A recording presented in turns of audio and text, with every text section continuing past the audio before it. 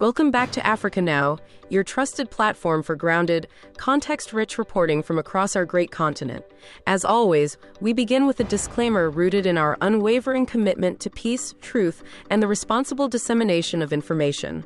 The content in this report is drawn from publicly available sources, official government statements, and credible open-source intelligence. It is provided for informational, analytical, and educational purposes only.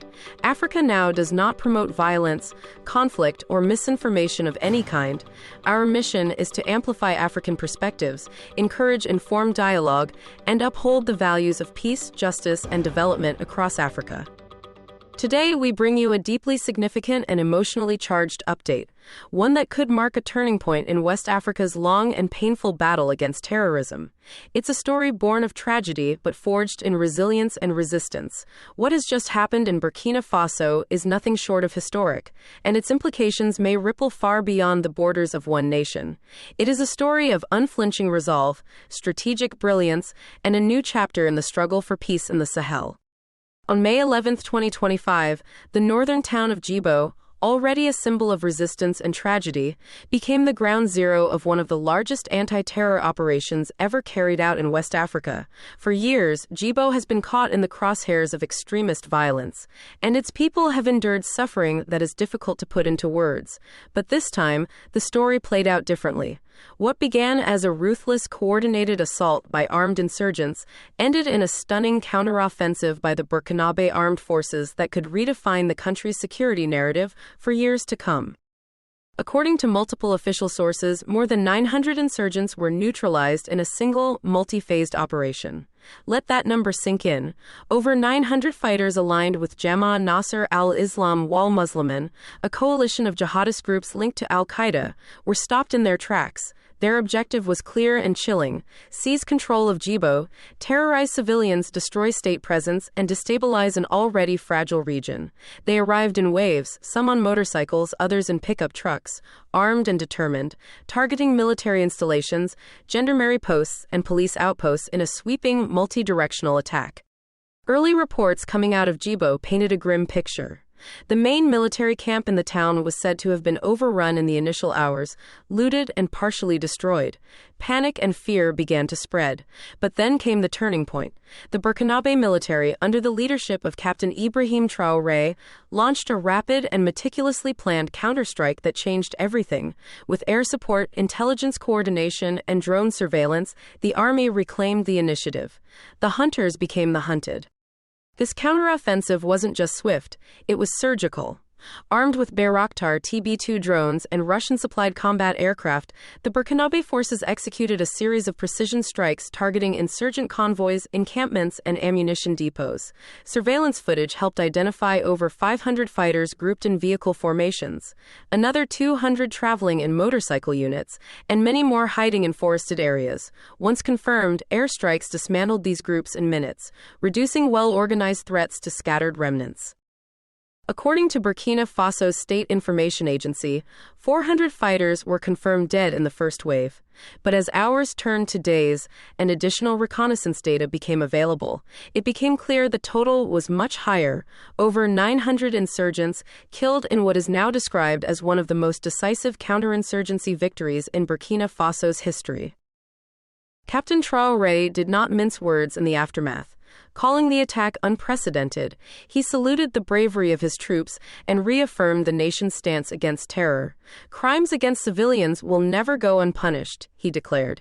His message was not only to the Burkinabe people, but to every actor in the region: Burkina Faso will not fold. It will not be intimidated, and it will not allow terror to reign. At this point, we pause to sincerely thank all our members, viewers, and subscribers of Africa Now. Your support makes our work possible. Your engagement fuels our mission to bring stories like this to light. If you find value in what we do, please consider contributing via the Super Thanks feature. Every bit helps us continue to uplift African voices and provide a space for real, informed, and constructive dialogue. Returning to our coverage, one must ask, what does this victory mean in the broader context of West African security? For Burkina Faso, this operation offers more than just tactical gains. It rekindles hope in a weary nation. For years, communities have suffered under the constant threat of attack, with limited state protection and little faith in military response.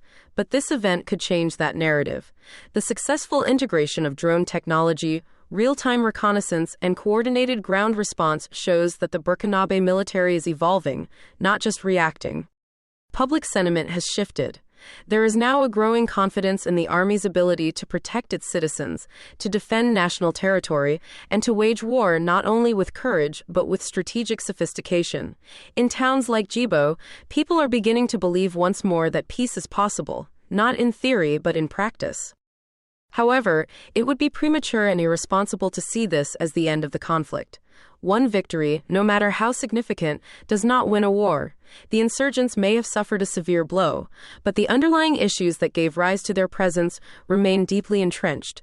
Poverty, marginalization, weak governance, and lack of access to basic services. Without a long-term plan that addresses these root causes, the risk of regrouping, rebranding, and returning remains high. There is also the challenge of sustainability. Much of the operation's success hinged on foreign-supplied drones and aircraft and training provided by international partners. While effective in the short term, Burkina Faso will need to think critically about long-term security independence. Can the nation maintain this momentum without continuous foreign support? Can it develop its own defense manufacturing capabilities, invest in local training, and build a sustainable intelligence infrastructure? On the international stage, reactions have been largely supportive, if somewhat cautious.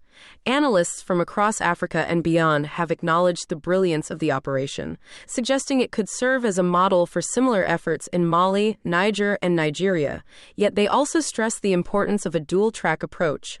Military responses must be matched by governance reforms, community outreach, and socio-economic development.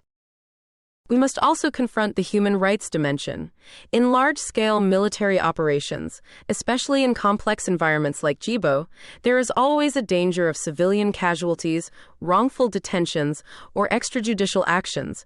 Burkina Faso's leadership will need to prioritize transparency and accountability moving forward. Upholding international humanitarian law isn't just a moral imperative, it's a strategic necessity.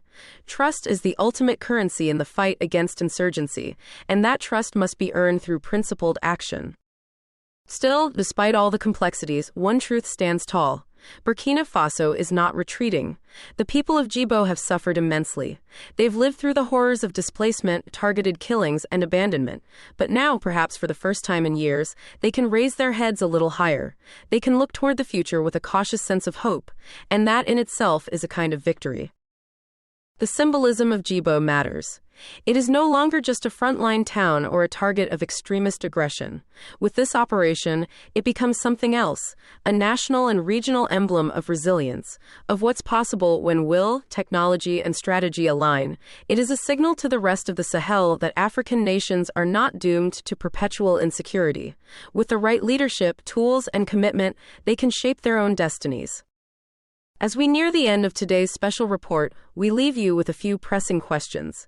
Is this a turning point in the war on terror in West Africa?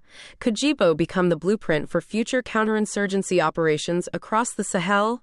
Or will insurgent groups simply regroup, adapt, and return with even more brutal tactics? We want to hear your thoughts. Join the conversation in the comments below. Should military victories like this be celebrated or viewed with caution? Is it enough to kill fighters, or must we gild the conditions that allow terror to grow? What role should communities, civil society, and local leaders play in building a lasting peace? If you appreciated today's report, we kindly ask you to like, share, and subscribe to Africa Now. This platform exists because of you, and with your support, we can continue to spotlight the stories that too often go unheard. Don't forget to tap the super thanks button if you'd like to support us directly. It truly helps us keep this platform alive and independent. Until next time, stay safe, stay informed, and remember, Africa's future is not written by others. It's written by us. This is Africa Now, and we're just getting started.